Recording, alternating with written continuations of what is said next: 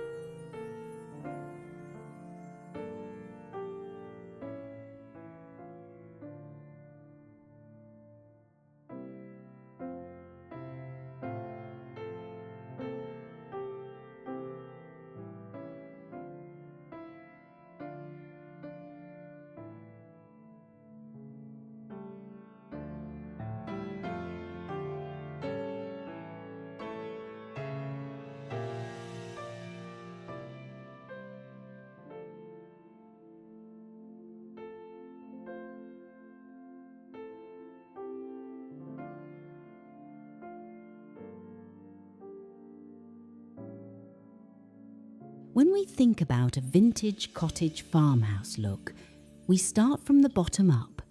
Forget those shiny, store-bought polyester cloths. We're looking for soul.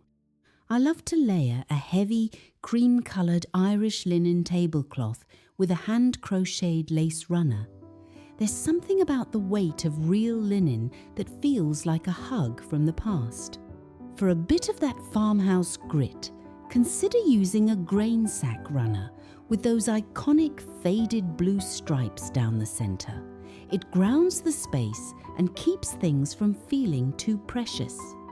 If you're looking for affordable home decor ideas that don't break the bank, check your local thrift shops or your grandmother's cedar chest. A slightly frayed edge on a napkin or a faint tea stain on a doily only adds to the well-loved narrative we're building today.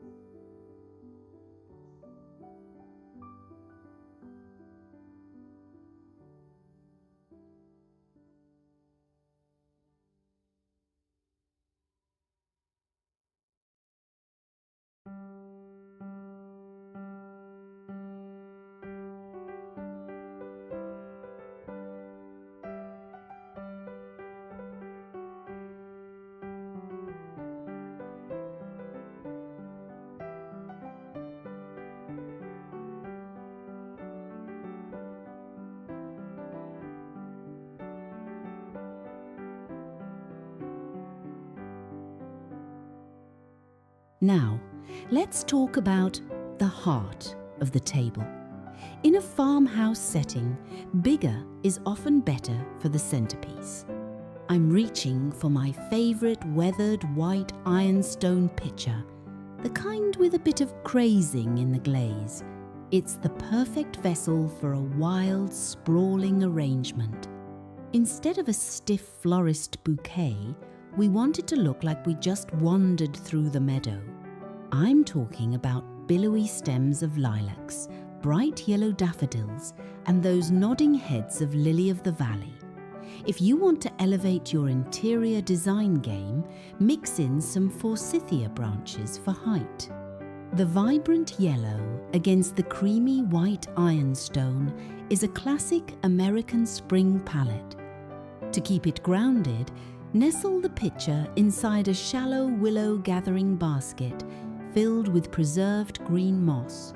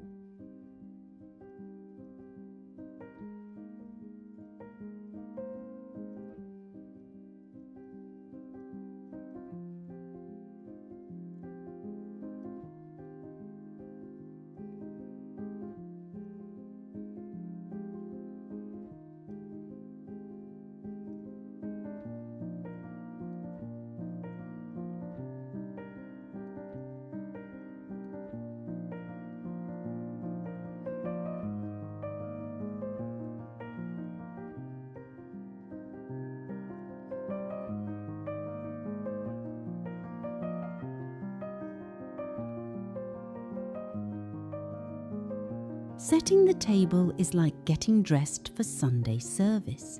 It's all about the layers.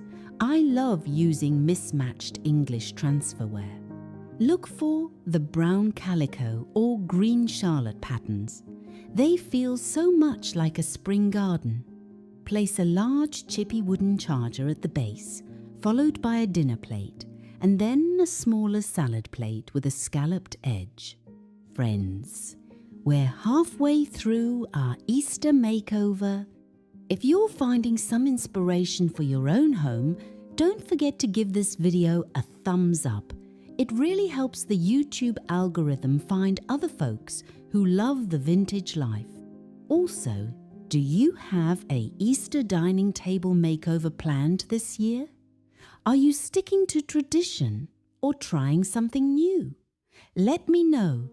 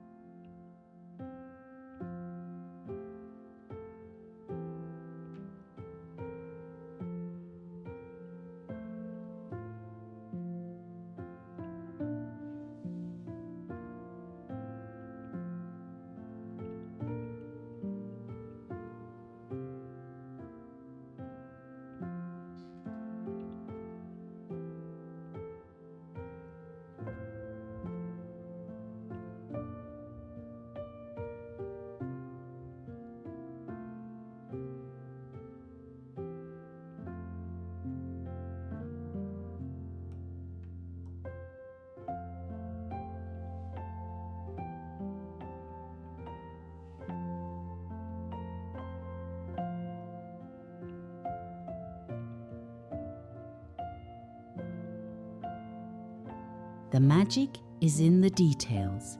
To bring that cottage whimsy, I like to use vintage salt cellars, those tiny glass or silver bowls at each setting. And of course, we can't forget the eggs. Forget the bright neon dyes. We're going for a natural, old-world look.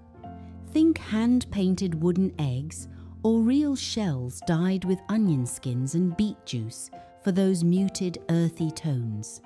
Place a single egg inside a vintage silver egg cup or atop a small bird's nest made of twigs and dried grass at the center of each plate. It's a tiny nod to the season of new life. For lighting, skip the overheads. Use tall beeswax taper candles in tarnished brass holders. The soft, flickering light against the glassware creates a serene atmosphere that encourages long conversations and second helpings of ham.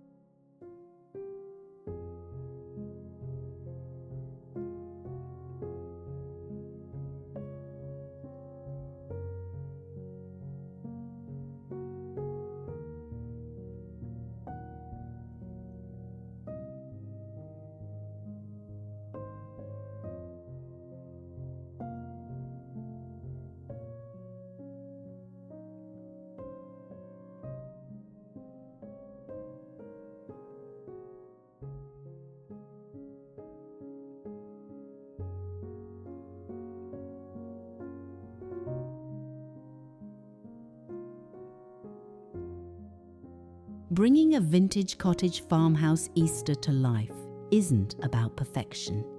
It's about the feeling of home.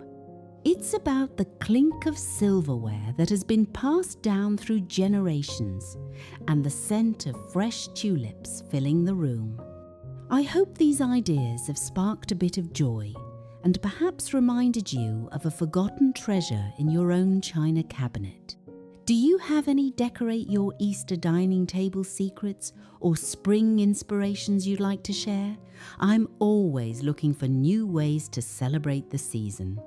If you haven't already, please subscribe and join our Whispering Cottage family. I'll see you in the next video where we'll be looking at some porch refreshes for the warmer days ahead. Until then, keep your hearts light and your homes inviting. God bless.